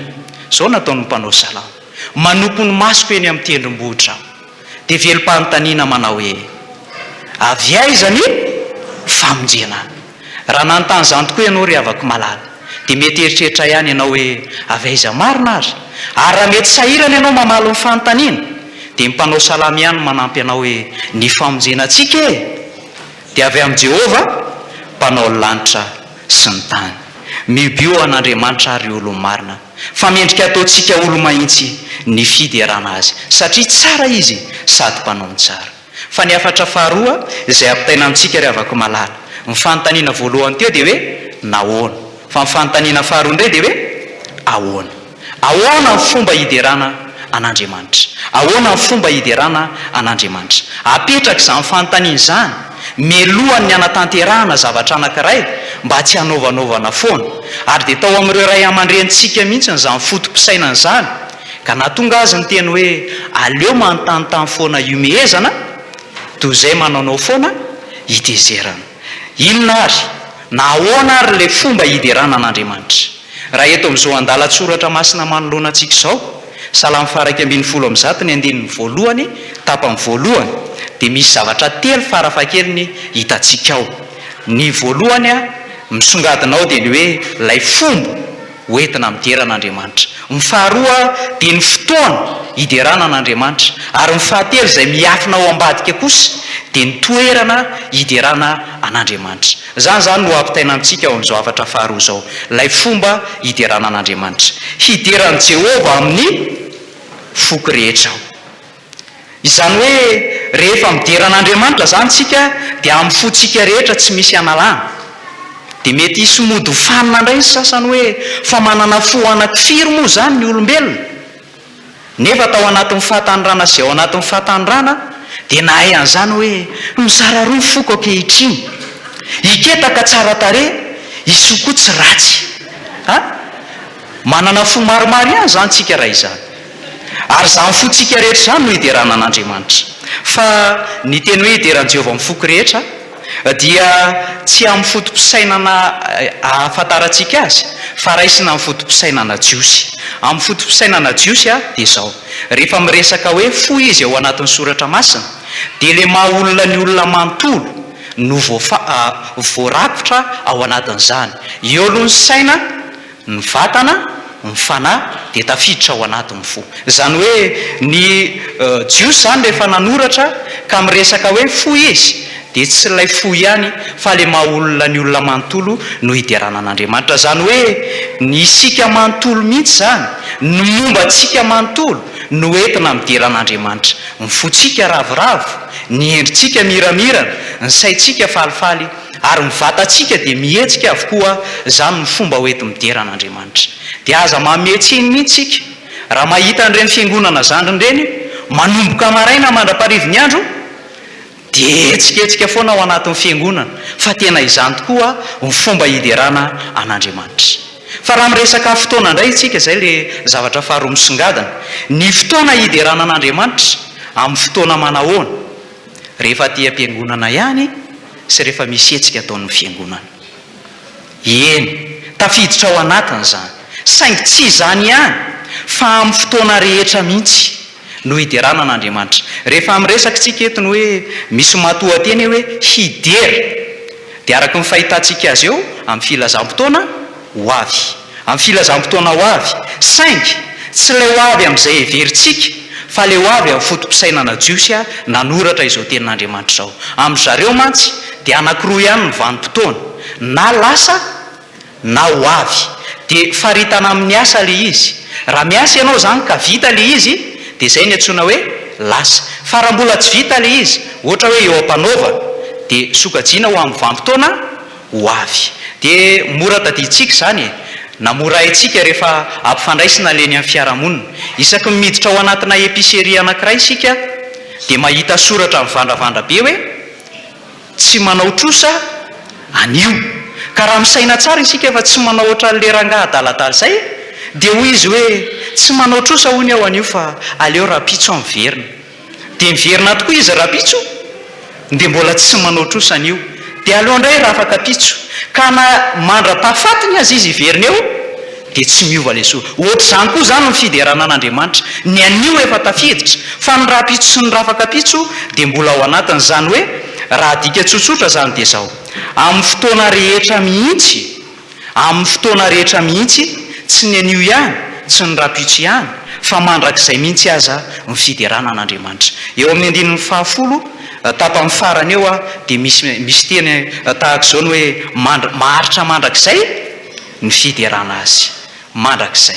Fa zavatra fahatelo farany misongadina ao anatin'izao tenin'Andriamanitra zao, ry avako malala raha mametraka fanontaniantsika hoe ahoana ny fomba hiderana an'Andriamanitra, dia ny fahatelo misongadina dia ny hoe toerana. Aiza ary ny fotoana toerana mety indrindra, aiza ny toerana tsara indrindra hiderana an'Andriamanitra? Dia mety hamaly fanontaniantsika hoe aty am-piangonana, fa tsy izay ihany koa mivalina. Fa rehefa mamaky ny bokin'ny Salamy iray manontolo dia misy andinin-tsoratra masina ananki-efatra miaraka amin'ity faraiky amby folo amin'ny zato andininy voalohany ity, mitovy tsara ny dikany hoe hideran'i Jehova amin'ny foko rehetra aho any amin'ny salamy fahavalo amin'ny telopolo amin'ny zato andininy voalohany, salamy fahaenina amin'ny valopolo andininy faharoa ambin'ny folo ary ny salamy fahasivy ny andininy voalohany. Inefatra zany no miverina ny teny hoe ideran'i Jehova amin'ny foko rehetra aho. Ka ao amin'ny baiboly ny isa efatra dia manambara ny vazatany efatra: atsimo, avaratra, andrefana, atsinanana. Zany hoe na hiakandrefana isika, na hianavaratra isika, na hianatsimo isika, na hiatsinanana isika dia tokony haninona mandrakariva? Ideran'Andriamanitra mandrakariva. Zany hoe na aiza toerana misy atsika dia tokony ideran'Andriamanitra isika. Tena fianarana lehibe ho atsika kristianina ny zavatra naseho amin'ny mpanoratra ny filazantsara. Fa tantarainy ao fa nanomboka voatany ambohaka Jesoa dia efa nidera azy mandrakariva ny manodidina azy. Mandra-pandeha niakatra velona any an-danitra, iny mandraka ankehitriny azy dia midera azy mandrakariva isika. Voatany ambohaka moa izy dia vao tonga tany amin'ny Elizabeta izy ka niarahabany Elizabeta dia naninona avy hatrany ny zaza tao akibony Elizabeta? Nibitaka. Matombo bitaka, endrika inona zany? Endrika hafaliana zany. Ary avy eo koa Maria dia mbola ny lohabava manao hoe ny foko mankalaza ny Tompo ary mifanahiko ravoravo tamin'Andriamanitra mpamonjy ahy. Rehefa niakatra velona any an-danitra indray izy, ireo mpianana sy mpanarady azy dia nidera azy mandrakariva isan'andro teny an-kianjan'ny teboly. Ravaka malala rehetra ao amin'ny Tompo. Tsy fihetsiketsehana kay zany, fa tena fampianarana omeny soratra masina antsika mihitsy ny ideranan'Andriamanitra amin'ny momba antsika manontolo, saina, vatana, fanahy ary ny fotsika. Ary fanampin'izany rehetra zany ny talenta sy ny fanomezam-pahasoavana izay omen'Andriamanitra atsika. Raha totaly zany dia ny momba antsika manontolo, ny fiainantsika manontolo mihitsy no tokony aneo ny fahatsarana sy ny voninahitr'Andriamanitra. Ary tsy vitan'izany fa tsy aty am-piangonana ihany no tokony hijoroana vavolombelona ho fideranan'Andriamanitra, fa amin'ny fotoana rehetra sy amin'ny toerana rehetra. Satria nambara tao anatin'ny 10 minitra ny sekoly alahateo hoe rehefa miala tsika dia tsy mijanona ato ny Tompo. Zay le omnipotence sy omniprésence de Dieu hoe naiza misy anao dia eo izy, naiza toerana le anao, na raoviana dia eo izy. Noho izany amin'ny fotoana rehetra hifanatrehantsika amin'Andriamanitra dia tokony haninona azy mandrakariva isika? Idera ny hatsarany sy ny asany. Dia fanontaniana apetraka farany ary dia izao: manome voninahitra an'Andriamanitra marina ave ny fiainantsika, ary amin'ny ataontsika rehetra tena maneho fahatsaran'Andriamanitra ve? Raha tsy resaka fotsiny ao ny amin'ny hoe hira fiain'ny sofintsika sy ny fihirany vavantsika. Zao mantsy no izy hoy Jesosy Kristy hoe araka ny haben'ny ao am-po no hitenenany vava. Ka raha olana ara-pitiavana ohatra mameno ny fon'ilay olona anankiray dia azagaga mihitsy ntsika raha hira mahazo 4 aza hitserana no mety mameno ny fony. Raha ohatra ka trotraky ny adi-piainana izy dia azagaga isika raha hira ny voangy adi-piainana no hirairainy matetika. Fa ho antsika kristianina kosa, raha le fahatsara'Andriamanitra sy ny fahasoavan'Andriamanitra no mameno ny fiainantsika dia mba farafahakely no iaho, mba ao anatsika le hirany fara andria vonjena moa sa andria mamonjy izay manao hoe kadera no atolotro ho anao ry tompo famaninona izy, fa tsara ianao sady mpanao ny tsara. Eto am-pamaranana ry havaka malala dia voavaly zany ny fanontaniana roa napetratsika hoe nahoana isika no mideran'Andriamanitra.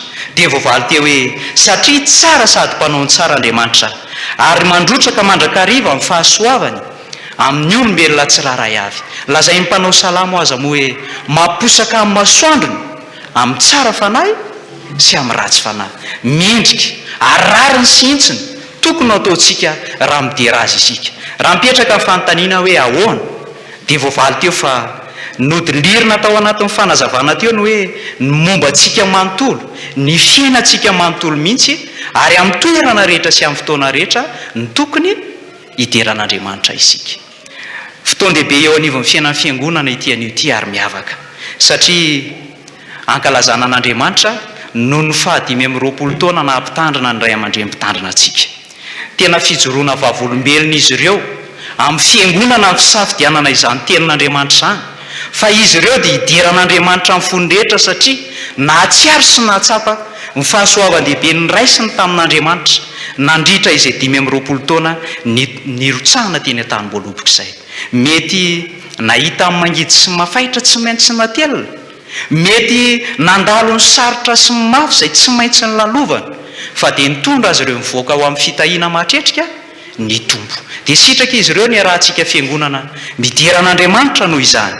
Ary ny teny hoe jobily dia midika hoe ainga avao, ka ny fanahy masina mpanavao izay loha hevitra mpanjintsika amin'ity volany teny ery avaka malala no anavao azy mianakavy, anome ainga vaovao azy ho amin'ny 520 taona manaraka, ary anome ainga vaovao fiangonana ihany koa ho fiatrehana mandrakariva ny asa fitoriana amin'ny filazantsara, anambarana ho retandro-en-danitra amin'izao tontolo izao fa tsara ny tombo. Aleloia, idiran'i Jehova amin'ny foko rehetra ao. Amen. Ho an'Andriamanitra irery ny voninahitra.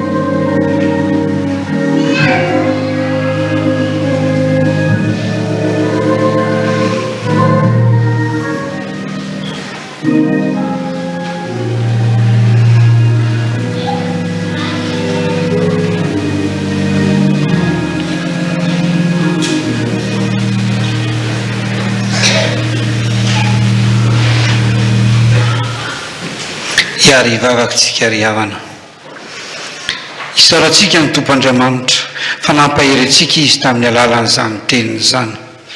Ny fanahy tokoa ny omba antsika mandrakariva mba hahatonga antsika ho mpanaradian'i Jesosy Kristy amin'ny androntsika rehetra. Indrehetra izay tompo, manavao amin'ny fanoloran-tenanay isaotranao sy taona ny hafa koa isaotranao. Ka tsy ho izahay ihany ny voaka-pandresy fa ny ankonana, ny fianakaviana, ny mpiara-mianatra, ny mpiara-miasa, ny mpiara-monina, ny mpiray tanin-drazana, ny mpiara-mivavaka indrindraindrindra. Tompo, tsy misy miafina aminao koa anefa fa misy ireo izay ao anatin'ny tsy fahasalamana, misy ny azo pahoriana. Tompo Andriamanitra, ianao ilay efa olana, ianao ilay efa nandresy ny fahafatesana, ianao ilay efa nanasirana olona maro. Ampiorehana amin'ny finoana izahay, na izay ato an-tranonao izany, na nisa tokantrano, indrindra fa any amin'ny toeram-pitsaboana, mba samy voaka-pandresy amin'ny karazam-pahafatesana sy izay karazan'olana izay setrainay. Tompo, fantatro koa nefa fa izay fikasana ty anatinay faniriana samihafa raha sitrako Jesosy mba hataovy mifanojo amin'ny sitraponao ireny, kanefa aoka tsy ny sitraponay no atao fa ny sitraponao, satria ianao no mahalala ny mahasoa sy ny mahatsara anay. Mivavaka izahay Tompo ho an'ireo rehetra izay manana zara fanompona toy ny vindrefintsika aminy, manomboka ny amin'ny filoha ka hatramin'ny ankizy madinika indrindra isam-pitandremana.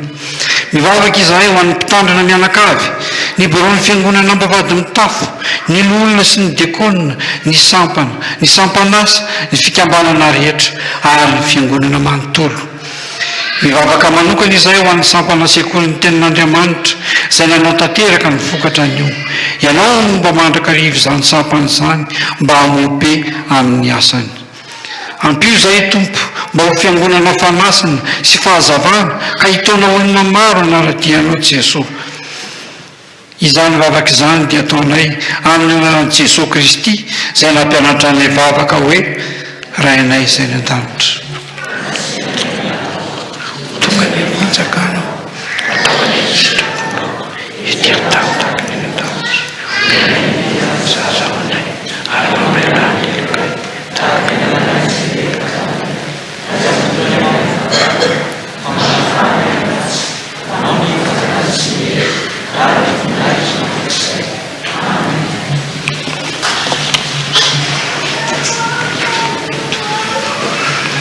tonga eo amin'ny fotoana ny hazavavolombelona isika anatanterana ny fanokafana amin'ny fotoan-jobily. Miloha zany dia ataontsika ry hava-malala ny hira fa 700 ny andinin'ny 13.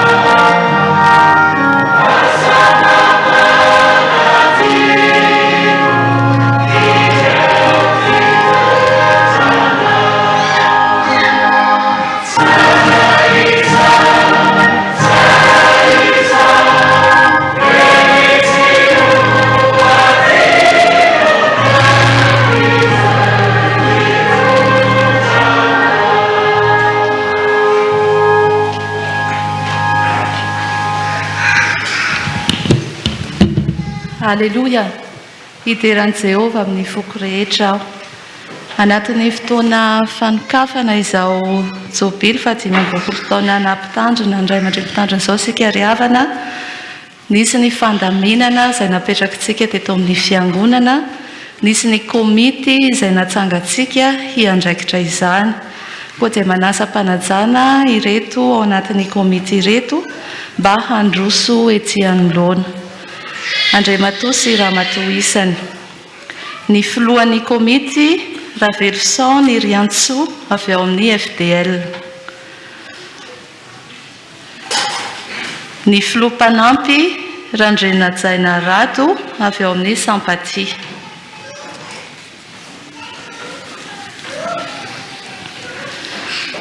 Ny mpitantsoratry ny fivoriana Raveljon Veroanitra avy amin'ny STK.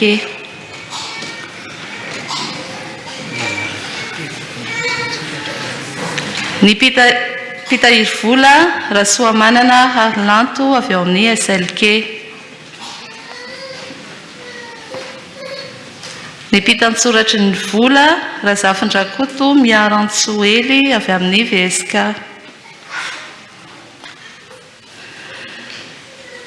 Ny solotena ny Braony fiangonana ao anatin'ny komity Ravelson Mariska sy Andriany Menjanahary Mikael.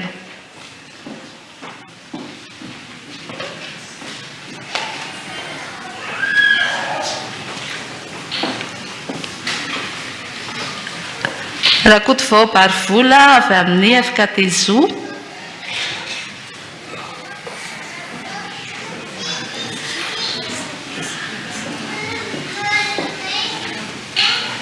Rakoto Manana Rasoanor Zoe avy amin'ny Dorcasy.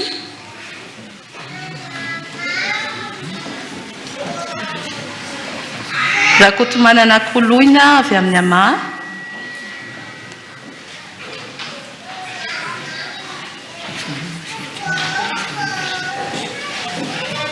Rasoamanana Liliane avy amin'ny AFF.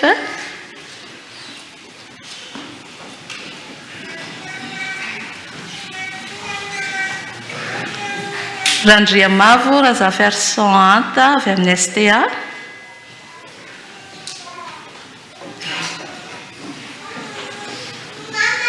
Ramarson Liva avy amin'ny TMT.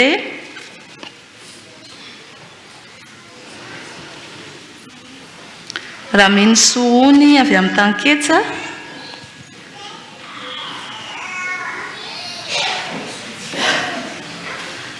Andriatina Asina avy amin'ny Afa. Razana Joella Isabelle avy amin'ny Safif.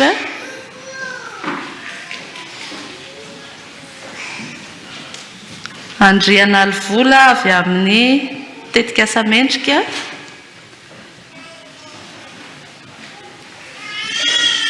Raza Ferson Anthony avy amin'ny VFLA.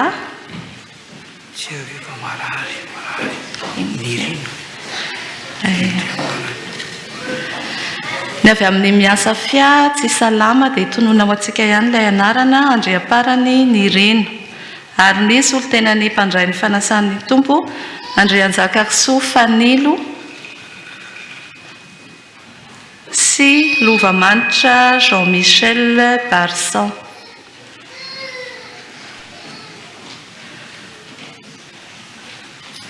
Ireo zany ry havana ny komity ny karakara izao jobily izao dia omena azy ireo ny fitenenana.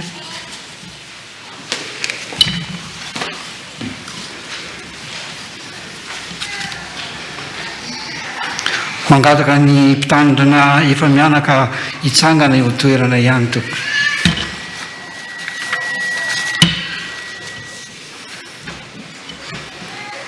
Faly miarara-banareo mianakavy ny fiangonana amin'izao fotoan-dehibe natokana indrindra ho anareo izao.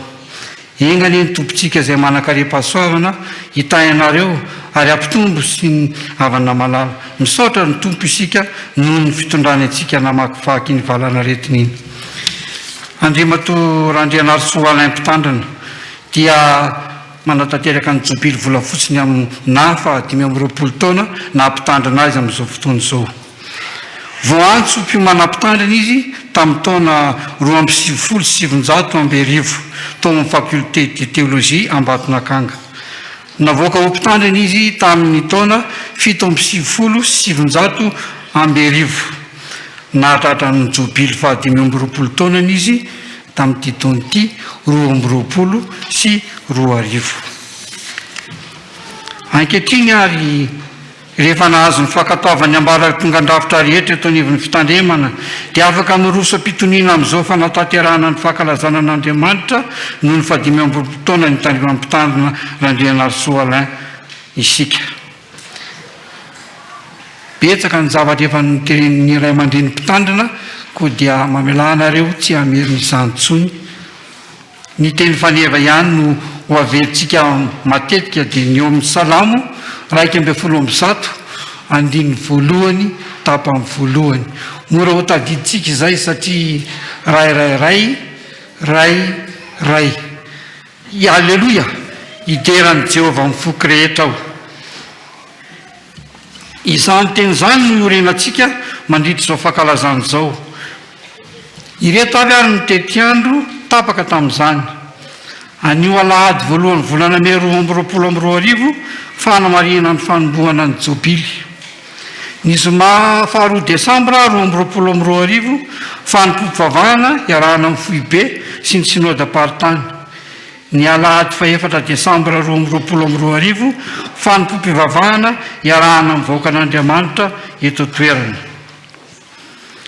Koa miantso ny sampana, ny sampanasa, ny fikambanana sy ny vomiera, ny lolona sy ny dekona, ny mpandray ny fanasan'ny tompo ary ny fiangonana manontolo hiara entana, hitrotram-bavaka ny fotoana, hitondra soso-kevitra mahasoa ary ombina amin'ny ezaka amin'izay endrika mety hita maso rehetra anatotosana ny fotoana rehetra ho voninahitr'Andriamanitra. Ny soratra masina mampahatsiahy antsika hoe tsarovo ny mpitondra anareo izay efa mitory ny tenin'Andriamanitra taminareo. Ny fahendrena sy ny fitazana valaintsika teto ambavady mitafoko nampianatra antsika anome sy ahafoy arak'izay tratra satria misy ny mahafoy nefa mitombo fananana trany. Koa ny fanahy ny fahafizana sy ny fitiavana ny asan'Andriamanitra atao anatsikany anomery atsika ahafahantsika manatanteraka izany fotoan-dehibe izany. Ho azy tomporery ihany ny voninahitra. Ny hetsika sy ny asa manaraka rehetra moa dia mbola hoentina amintsika amin'ny fotoana izay mahamety azy rehefa avy mandalo ny fankatoavan'ny rafitra rehetra eto amin'ny fitandremana. Izao dia mangataka ny mpinamana iray anatanteraka ny vavaka.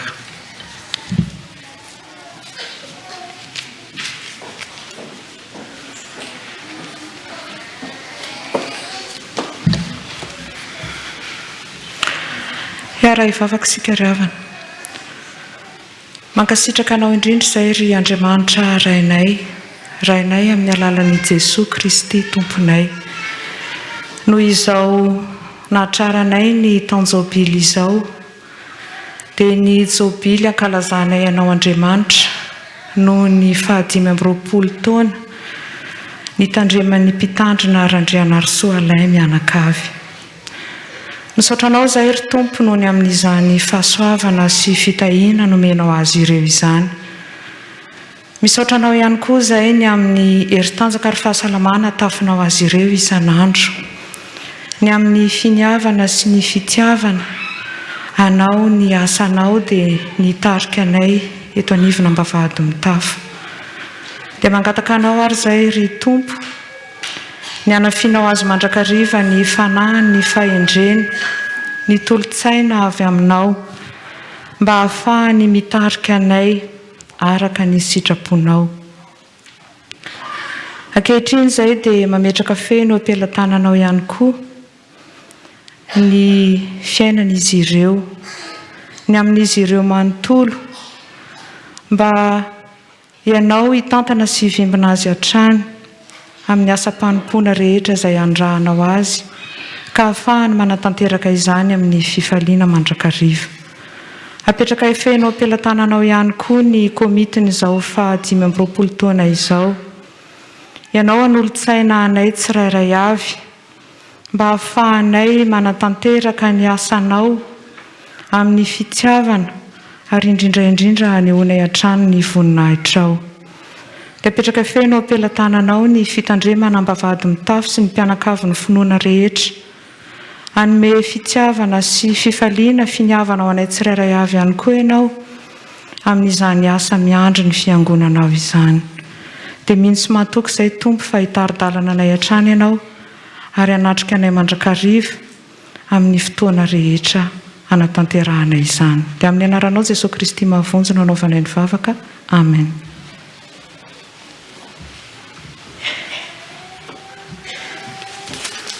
Ankehitriny ary dia mangataka ny mpitandrina Andriamatoa Randriambinitsoa Onja hanatanteraka ny fanokafana izao taonjobily izao.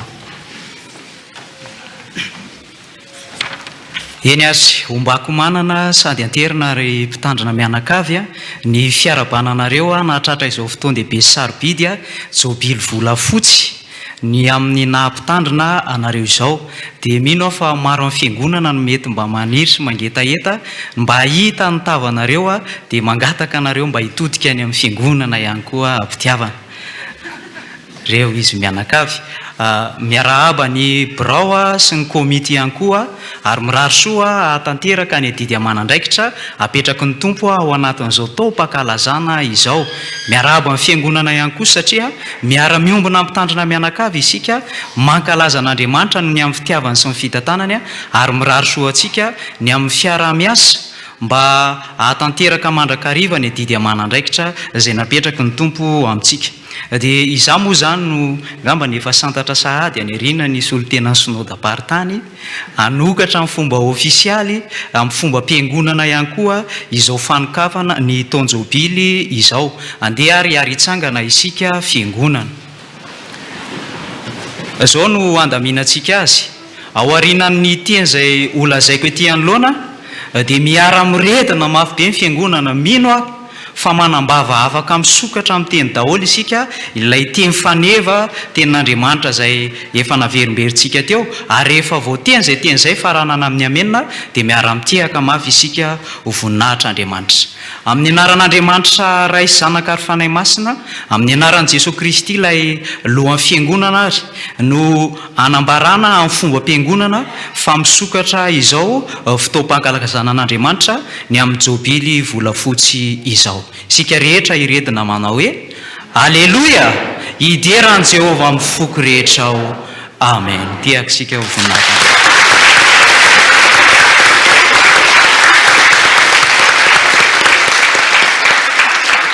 Mahazo toerana isika dia mirary soa antsika tsiraray avy ho an'Andriamanitra irery ny voninahitra.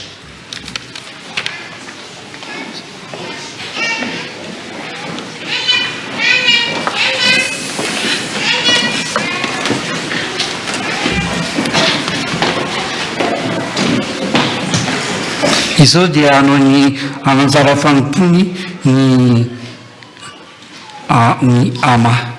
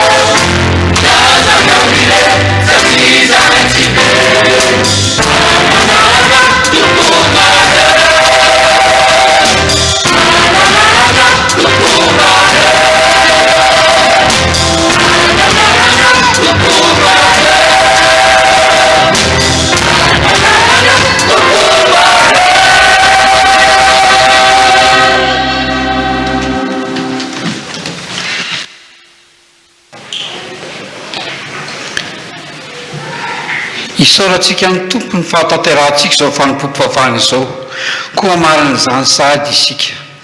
Ny raha fanampiny fahatelombidimapolo no ataontsika mialohan'ny tsodrano izay atolotry ny mpitandrana. Aorian'ny fitompovavahana dia asaina ny mpandray kristianina rehetra iombona tabatra amin'ny tompo. Hiaraka hitsangana isika.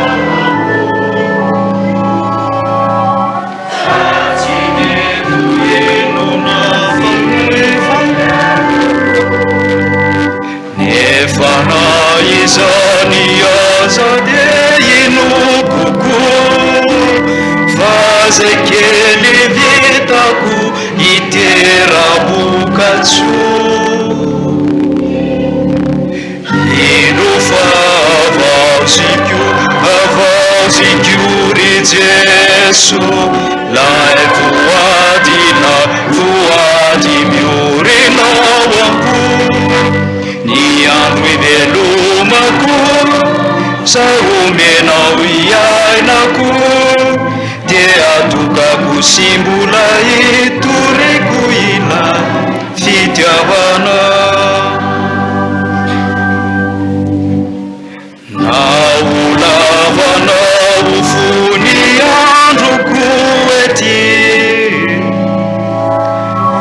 sao de ilakao androtre tompo be fity, ka ilay fitiavanao miorepakanaty, no any erim-petokina mandrapahafaty.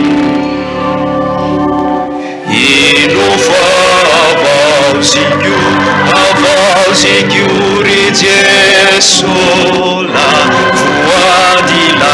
vuadi miurinao amku, ni andro ivelomako, zay omenao iainako, ke ianakako simbola itoreko fitiavana. Raisoa amin'ny finoana sy amin'ny fanantenana ary avako malala fa ho tanteraka aminareo tsiraray avy ny tsodrano izay tononona amin'ny anaran'i Jesosy Tompo manao hoe: Andriamanitra ny faharetana sy ny fiombonana ny hampiray hevitra anareo amin'ny Kristy Jesosy, mba ho saina iray sy ho vava iray no iarahanareo mankalaza sy mideran'Andriamanitra rain'i Jesosy Kristy Tompontsika. Hitahanareo Jehovah ka hiaro anareo, ampamirapiratra ny tavany aminareo Jehovah ka hamindra fo aminareo, anandratra ny tavany aminareo anie Jehovah ka hanome anareo ny fiadanany. Amen. Petraka sika mivavaka mangina.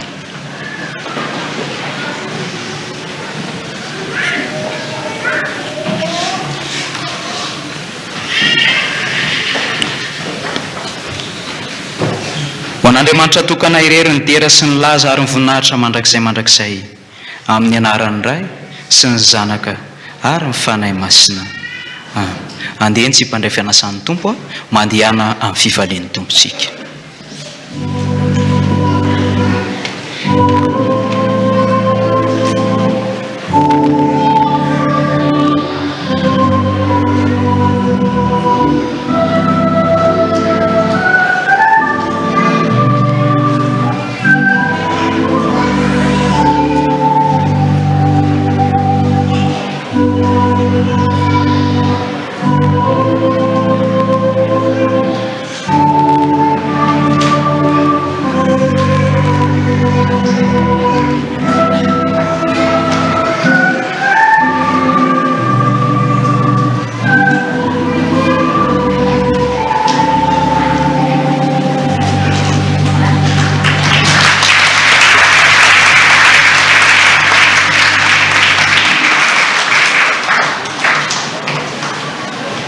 Mm-hmm.